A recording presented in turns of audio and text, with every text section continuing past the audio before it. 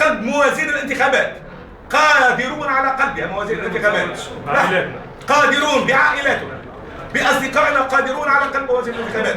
لسان الناس سيد النائب لقد وصلنا إلى مرحلة تعد بالخطير. نحن كنا وصلنا أمليا مرحلة، سامحونا يا عايش الليل، وصلنا إلى مرحلة نحن كنا وصلنا، لكن المرحلة عشناها منذ هروب التاغ هو حرق المقرات الأمنية، الاعتداءات على الولايات، الاعتداء على المعتمديات، الاعتداء على الأمن، الاعتداء على عائلات عون الأمن. معناها هل ترى سيادتكم وأنه هذا قاعد يصير عمل ممنهج ولا عمل تلقائي؟ لكنه تلقائي، نقولوا تلقائي ربما ما افرزته الثوره، باعتبار ما نقولوش ثوره، نحن ما عندناش ثوره، الثوره عاده ما تكون مؤطره ولا اشخاص. نحن عشنا مرحله، عشنا انتفاضه شعبيه، وفي الانتفاضه الشعبيه لا مزايا لفرد او لمجموعه على الشعب التونسي، بالكلمه الاولى والاخيره للشعب التونسي، وبالتالي ربما الافرازات، ربما هناك اشياء